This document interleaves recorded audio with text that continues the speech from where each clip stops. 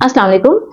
कुछ इस तरह के आउट ऑफ टच डॉक्टर्स हैं जो कि आपको इंतहाई गलत किस्म की नसीहतें करते हैं, ख़ास तौर पे डाइट और न्यूट्रिशन के हवाले से। डाइट और न्यूट्रिशन के हवाले से उनके पास नई रिसर्च तो नहीं है, लेकिन वो ये जानते हैं कि इन सब चीज़ों का जो इलाज है वो मेडिसिन के ज़रिए हो सकता है। तो आज की वीडियो में हम डिस्कस करेंगे कुछ इस तरह की गलत नसीहतें जो कि अभी तक वो अपने पेशेंट्स को दे रहे हैं।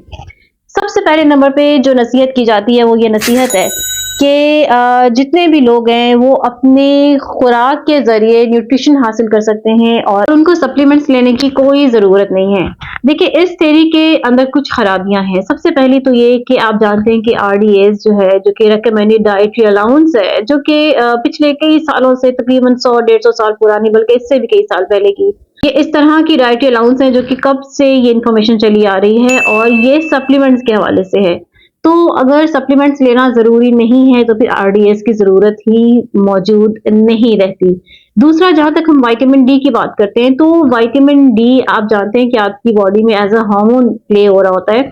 और विटामिन डी आपके जिस्म के अंदर बहुत सारे अहम फंक्शंस कर रहा होता है, लेकिन विटामिन डी को खुराक के ज़रिए मुकम्मल इसकी मिकदार ले लेना ये इम्पॉसिबल है। आप ऐसा नहीं कर सकते। इसके लिए सप्लीमेंट्स ही हैं जो कि आपकी मदद करते हैं और आपकी जो डेली रिक्वायरमेंट है उसको पूरा करते हैं। फिर इसी तरह कुछ लोगों की जिस्म के अंदर पोटेशियम की कमी हो रही होती है, कुछ लोगों को मैग्नीशियम ज़्यादा चाहिए होती है, कुछ लोगों को विटामिन ए ज़्यादा चाहिए होता है। तो ये सारी की सारी जो चीज़ें हैं ये इस थ्योरी को गलत साबित करती हैं। फिर इसी तरह जो लोग रॉन्ग किस्म का खाना खाते हैं, रॉन्ग डाइट पे रहते हैं, खास तौर पे स्पेशली कार्बोहाइड्रेट्स और शुगर ज़्यादा कंज्यूम करते हैं, तो इस तरह के लोगों की बॉडी के अंदर बहुत सारे न्यूट्रिएंट्स डिप्लीट होना शुरू हो जाते हैं। अब आप देखिए, वो फूड तो ले रहे हैं लेकिन उनकी बॉडी जो है वो कुछ इंपॉर्टेंट न्यूट्रिएंट्स जो है वो इस खाने की वजह से डिप्लीट कर रही है। फिर इसी तरह इस थ्योरी में एक ये बात भी आप याद रखें कि जो हमारा सॉइल है, जो हमारी ज़मीन है, जो फसल वो तैयार कर रही है, वो फुली ऑर्गेन ना तो ऑर्गेनिक है और ना ही न्यूट्रिशियस है, ना वो ग़िज़ाइयत से भरी हुई है। इसकी रीज़न क्या है कि उसके ऊपर बहुत तरह के स्प्रे किए जाते हैं और कई तरह के जब स्प्रे किए जाते हैं तो माइक्रोब्स भी ख़त्म होना शुरू हो जाते हैं और माइक्रोब्स जो है ये आपकी किसी भी खुराक के अंदर ग़िज़ाइयत को भरने का अहम सोर्स है। तो इसकी वजह से भी हम बहुत ज़्यादा न्यूट्रिएंट से खाली रहते हैं। फिर वो लोग जो कि कुछ इस तरह की मेडिकेशंस पे हैं, मिसाल के तौर पे जो दिल के अमराज हैं, उनके अंदर पेशेंट्स को स्टैटिन्स दी जाती हैं और स्टैटिन्स जो हैं ये क्या करती है, ये आपके जिस्म के अंदर मौजूद कोएंजाइम क्यू का रास्ता बंद कर देती है। कोएंजाइम क्यू आपके जिस्म के अंदर से निकलने वाला ऐसा एंजाइम है, ऐसी खूबसूरत चीज़ है। चूंकि हम हार्ट की बात करें, वैसे तो ये और भी बहुत सारे फंक्शन प्ले करता है, लेकिन चूंकि हम दिल से मुतालिक बात कर रहे हैं तो इसलिए कोएंजाइम क्यू डन क्या करता है, ये आपके दिल के पट्टों को मजबूत करता है। लेकिन आप जब तवील अरसे तक स्टैटिन्स पे रहते हैं और आमतौर पे वो लोग जो कि दिल की अद्वियात ले रहे होते हैं, इनके जो स्टैटिन्स ले रहे होते हैं, वो फिर सारी उम्र इसको खाते हैं। तो स्टैटिन्स लेने की वजह से कोएंजाइम क्यू का रास्ता ब्लॉक हो जाता है और ये बहुत ज़रूरत समझी जाती है कि इसको सप्लीमेंट के ज़रिए लिया जाए। और इसी तरह जो लोग डायबिटीज़ के पेशेंट हैं, जो मेटफॉर्मिन पे हैं, अब मेटफॉर्मिन क्या करती है कि ये आपके जिस्म के अंदर से विटामिन बी को डिप्लीट करती है। इसीलिए आप देखें, शुगर पेशेंट्स के अंदर बहुत ज़्यादा इशू होता है कि जितनी ज़्यादा आपकी शुगर पुरानी होना शुरू हो जाती है, उतना ज़्यादा आपकी बॉडी के अंदर आपको न्यूरोपैथी स्टार्ट हो जाता है, आपको शरीयानों के मसले शुरू हो जाते हैं, ब्लड सर्कुलेशन सही नहीं रहती और ये सारी की सारी, खास तौर पे विटामिन बी12 और बी1 जो है डिप्लीट होना शुरू हो जाता है। और अब आप ये देखें कि ये इन सारी जो रिसर्च है, इसके बाद भी कुछ लोग आपसे ये आर्गुमेंट करते हैं कि हमें इसके बावजूद कोई एविडेंस नहीं मिलता कि सप्लीमेंट जो है वो आपकी हेल्प करे। लेकिन सिर्फ इसलिए कि अभी किसी चीज को रिसर्च नहीं किया गया, ये इस बात की हतमी दलील नहीं है या इसका ये मतलब नहीं है कि वो चीज काम ही नहीं करती। और कई ऐसे आर्टिकल्स भी इसके बारे में छापे जाते हैं कि जनाब हमें सप्लीमेंट्स की इतनी हाई डोज, ये वाली विटामिन ए की और डी की और इसकी और उसकी हाई डोजेज जो है वो नहीं लेनी चाहिए या फिर ये इस्तेमाल नहीं करना चाहिए, ये आपके लिए बहुत ज्यादा हार्मफुल होता है।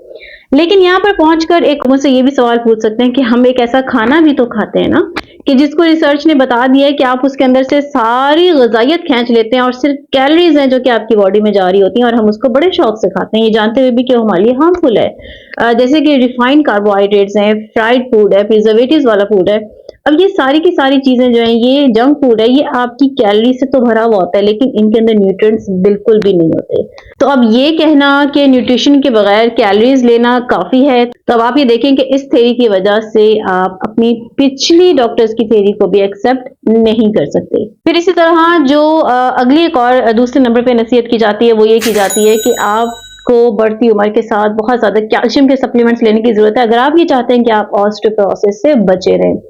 देखिए बेशक ऑस्टियोपोरोसिस जो है वो आपकी बोन्स के अंदर से कैल्शियम कम होना शुरू हो जाता है बढ़ती उम्र के साथ, खास तौर पे वो ख्वातीन जो कि मीनोपॉज के अरसे से गुजर रही होती हैं, उनकी हड्डियों के अंदर से कैल्शियम निकलना शुरू हो जाता है, क्योंकि इसके अंदर जो हार्मोन्स है ना, वो आपके पहाड़ी से नीचे उतरना शुरू हो जाते हैं, नीचे की तरफ आना शुरू हो जाते हैं, खास तौर पे एस्ट्रोजन और टेस्टोस्टेरोन। तो एस्ट्रोजन जो है ये आपकी हड्डियों के अंदर कैल्शियम को मेंटेन रखने में बहुत अहम किरदार अदा कर रहा होता है, और वो ख्वातीन जिनकी ओवरीज रिमूव कर दी जाती हैं, फिर उनके लिए ऑस्टियोपोरोसिस का जो खतरा है वो बहुत तेजी से ऊपर की तरफ चढ़ना शुरू हो जाता है। यहाँ पहुंच के एक चीज और मेंशन करनी भी बहुत जरूरी है, और वो क्या है कि इसके साथ साथ ऑस्टियोपोरोसिस में एक चीज और भी बहुत ज्यादा काम कर रही होती है, और वो क्या है, वो है हमारे parathyroid gland. Parathyroid gland basically आपकी जब बॉडी जो है, जब उसके ब्लड के अंदर कैल्शियम की सतह कम हो रही होती है, तो वो सदा देती है कि जनाब जी ब्लड के अंदर कैल्शियम कम हो रहा है, अब इस कैल्शियम को पूरा किया जाए। तो इस कंडीशन में हमारे जो पैराथायरॉयड ग्लैंड है, ये क्या करते हैं कि ये हमारी बोन्स के अंदर से जो रिजर्व हुई हुई कैल्शियम होती है उसको खींचते हैं, और उसके बाद उसको ब्लड में भेजते हैं, ताकि ब्लड के अंदर कैल्शियम कंप्लीट किया जा सके, उसके लेवल पूरे किए जा सके। उसकी रीजन क्या है कि हमारे जो सेल हैं उनकी आपस की कम्युनिकेशन, उनकी आपस के जो इशारे हैं, सिग्नल्स जो एक दूसरे को दे रहे होते हैं, उसके लिए कैल्शियम बहुत अहम किरदार अदा कर रहा होता है। तो अब आप ये देखें कि कैल्शियम सिर्फ हड्डियों में नहीं बल्कि और भी कई जगहों पे जरूरी है, इसलिए फिर पैराथायरॉयड ग्लैंड जो है वो क्या करता है कि जो बोन के अंदर जो रिजर्व हुई हुई कैल्शियम होती है, ये इसको वहां से निकाल के ब्लड के अंदर भेजता है। तो अब इस सूरत में क्या होगा कि पैराथायरॉयड ग्लैंड जो है ये तो आपके फौरन जल्दी जल्दी आपके हड्डियों के अंदर से सारे रिजर्व निकालना शुरू कर देगा। इस सूरत में जनाब जी अब इंपॉर्टेंट चीज आ जाती है आपका विटामिन के 2। विटामिन के 2 क्या करता है, ये आपके ब्लड के अंदर से जो एक्स्ट्रा कैल्शियम है उसको निकाल के आपकी बोन्स के अंदर पुट करना शुरू कर देता है, और विटामिन के 2 के बगैर जो कैल्शियम है वो हमारी बॉडी के अंदर बहुत ज्यादा मूव नहीं कर पाती। इसके बाद जो अगली तीसरी गलत नसीहत है वो क्या है कि सन ब्लॉक इस्तेमाल करना चाहिए ताकि आप स्किन कैंसर से बच सकें। अब आप देखें कि जब आप सूरज की छांव में जाते हैं तो आपको दो तरह की छांव मिलती हैं, रेज ए और यूवी ए और यूवी बी होती हैं। अब ये दोनों की दोनों जो छाएं आपके जिनको नुकसान नहीं दे रही होती, बल्कि ये क्या करती हैं कि इनमें से कुछ छाएं जो हैं वो आपके जिस्म के अंदर विटामिन डी एब्जॉर्ब करती हैं। अब अगर आपकी बॉडी के अंदर विटामिन डी अब्सॉर्ब नहीं होगा, तो आप सन ब्लॉक लगाएंगे और विटामिन डी अब्सॉर्ब नहीं होगा, तो क्या होगा कि आपकी बॉडी विटामिन डी के लिए भूखी हो जाएगी, तलबगार हो जाएगी। और आप जानते हैं कि जो इसकी रेकमेंडेड डोज है वो 500 से 600 आई हुई है, और ये इंतहाई कम है, ये बहुत कम है। बल्कि मैं तो समझती हूँ कि ये एक बोगस डेटा है। जो नई रिसर्च है उसके मुताबिक आपकी बॉडी को रोजाना 10,000 आयु की जरूरत है ताकि आपकी बॉडी ठीक से फंक्शन कर सके। और विटामिन डी इस तरह के सेल को फीड करते हैं, खाना खिलाते हैं जो कि कैंसर सेल को खत्म कर सकते हैं, उनको किल करते हैं। यानी कि आप यूं समझें कि हेल्दी सेल को वो ग्रो करते हैं ताकि वो आपके कैंसर सेल को किल कर सकें। तो इसलिए हर वक्त सन ब्लॉक लगाना भी इंपॉर्टेंट नहीं है, बल्कि आप इसको ऑन ऑफ इस्तेमाल करें,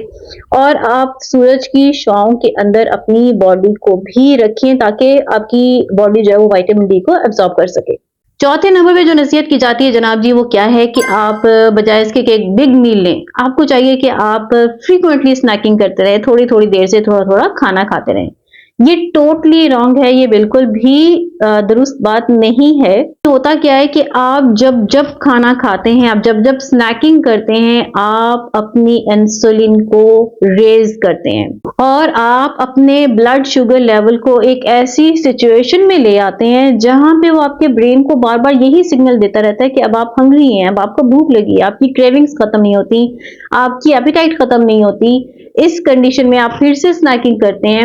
और इसमें क्या होता है कि जब इंसुलिन बार बार जाती है, तो आप ये देखें कि जब आप थोड़ी देर फास्टिंग पे रहते हैं ना, और आप अपने पैटर्न फिक्स कर लेते हैं खाने के, तो इस दौरान में आपको जब भूख लगेगी,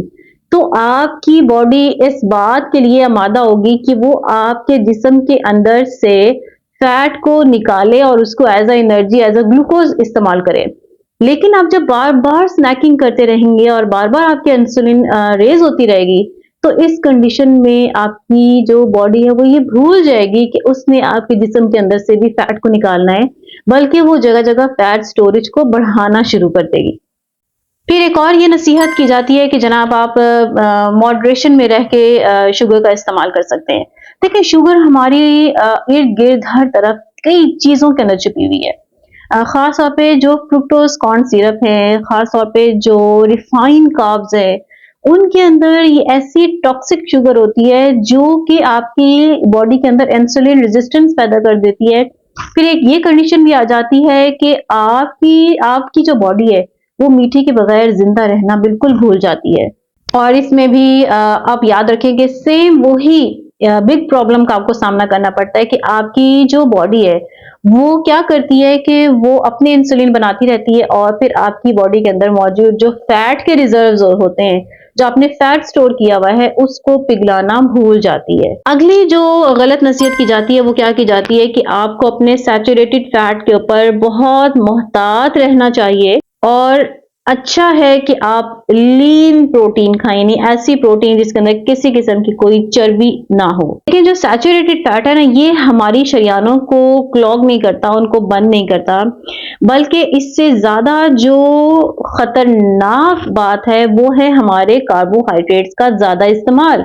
कार्बोहाइड्रेट्स का ज्यादा इस्तेमाल हमारे दिल की सेहत के लिए ज्यादा रिस्की और ज्यादा नुकसानदेह है, क्योंकि सैचुरेटेड फैट एक्चुअली आपकी बॉडी के अंदर कोलेस्ट्रॉल बनाने में मदद देते हैं, और कोलेस्ट्रॉल आपकी बॉडी के लिए इंतहाई जरूरी है। जब आपकी जो बॉडी है उसके अंदर कोलेस्ट्रॉल होगा, तो ये ना सिर्फ आपके ब्रेन के लिए जरूरी है, बल्कि इसके अंदर मौजूद जितने जितने भी सेल हैं उनकी मेम्ब्रेन्स के लिए ये बहुत जरूरी है, और साथ के साथ बहुत तरह के हार्मोन्स के लिए भी कोलेस्ट्रॉल का होना बहुत जरूरी है। लेकिन अगर आप पूरी बॉडी को कोलेस्ट्रॉल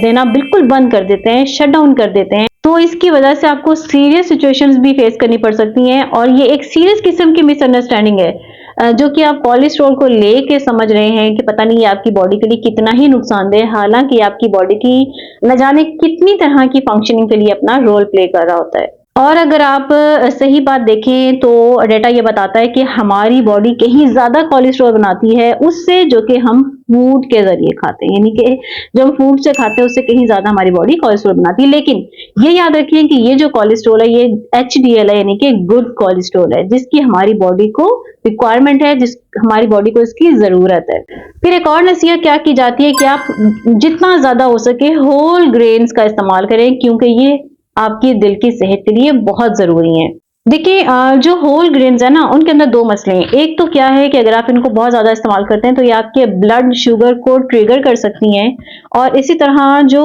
होल ग्रेन्स है उनके अंदर फाइटेट्स एक ऐसा केमिकल कंपाउंड है जो कि बहुत सारे न्यूट्रिएंट्स का रास्ता ब्लॉक कर देता है,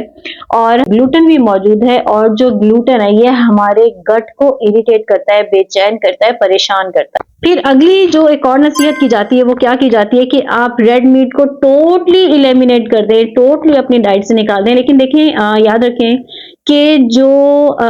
ग्रास फेड रेड मीट है, यानी कि जो घास के ऊपर पला हुआ हो, उसका red meat on end of खाना चाहिए। उसके अंदर ओमेगा 3 एक अच्छी अमाउंट में मौजूद होता है, और ये आपके ना तो कैंसर के चांस बढ़ाता है, बल्कि अगर आप इसका लिवर इस्तेमाल करते हैं तो इसके लिवर के अंदर B12 बहुत अच्छी मिकदार में मौजूद होता है।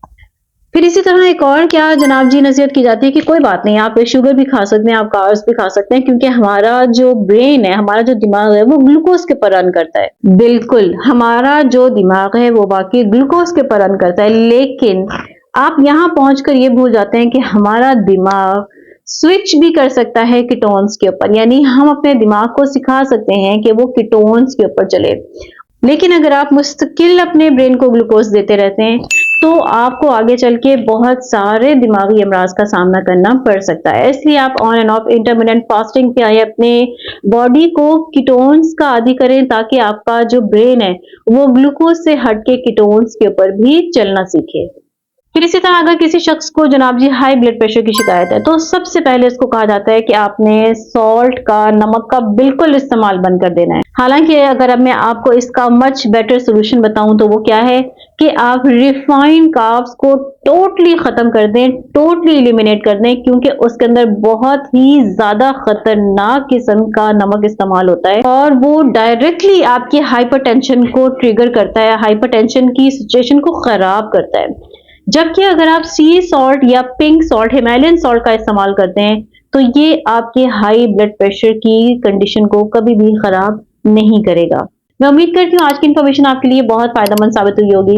अपने प्यारों को, अपने रिश्तेदारों को वीडियो शेयर करके प्यार और मोहब्बत का सबूत दिया करें। अगली वीडियो में नई इन्फॉर्मेशन के साथ फिर से हाजिर होती हूँ। विदा मकसूदी साइनिंग ऑफ, सी यू।